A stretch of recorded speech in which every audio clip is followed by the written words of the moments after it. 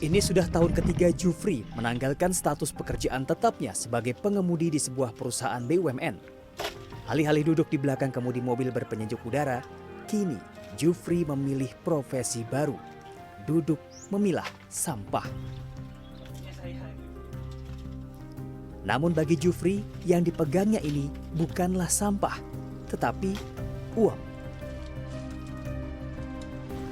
Apalagi sampah-sampah ini bukanlah sampah biasa, tapi sampah dari negara lain atau sampah impor. Diakui Jufri, pendapatannya kini lebih besar dibandingkan duduk di belakang kemudi sebagai supir. Ini yang Bapak tahu ini sampah-sampah dari mana aja sih Pak? Dari luar. Dari luar. Campur ya. Taunya dari mana Pak? Ya dari mana-mana. Mereknya. Mereknya ya. Mereknya. Ya, Bapak ya, pernah dapat apa selain sampah di sini? Ya ada duit, ada Duit. duit, ada duit. Ada. Berapa Pak? Ya tergantung sih ya, dana yang 10, 5 gitu. 5 apa tuh? $5, 5 yen. Oh 5 yen juga ada. Ada. Paling besar yang pernah Bapak dapat berapa tuh?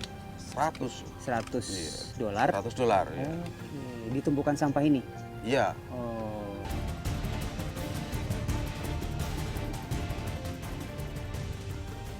Oke. Jadi kalau tadi kata Bapak memang banyak sampah di sini yang kemungkinan besar berasal tidak dari Indonesia. Saya pun juga melihatnya demikian.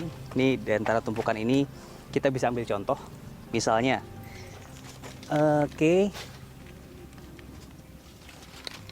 sampah ini, kedua ini berasal dari Amerika, California, CA, dan Kansas. Lalu yang ini,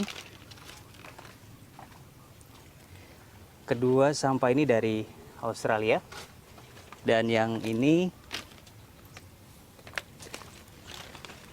misalnya dari, ini Finlandia, dan ini dari Belanda. Jadi kalau dari tumpukan sampah yang sekecil ini saja, kita bisa menemukan sampah dari 3 benua, Amerika, Australia, dan Eropa. Kondisi seperti ini tidak hanya terjadi di Indonesia. Negara Asia Tenggara yang juga menjadi tujuan sampah negara-negara maju antara lain adalah Thailand dan Filipina. Di Thailand, sebelum 2018, negara ini hanya kedatangan puluhan ton sampah per tahun. Namun setelah 2018, sekurangnya 500.000 ton berbagai sampah masuk ke negara ini, seperti sampah plastik bahkan elektronik. There were efforts in Thailand to push the government to completely ban plastic waste in 2018 as well. And finally, recently the cabinet has agreed for the Ministry of Commerce to issue an announcement designating plastic scraps as prohibited good that cannot be imported into the Kingdom of Thailand from December 31st, 2024, which is the end of this year. Sementara di Filipina, sampah impor dikirim dari negara maju dengan disamarkan sebagai plastik yang dapat didaur ulang.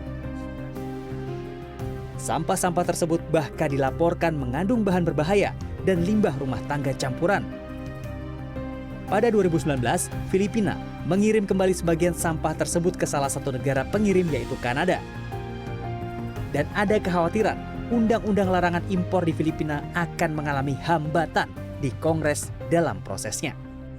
Recent data indicates that Japan, China, and Belgium were the top importers of recyclable plastics in the Philippines in 2022.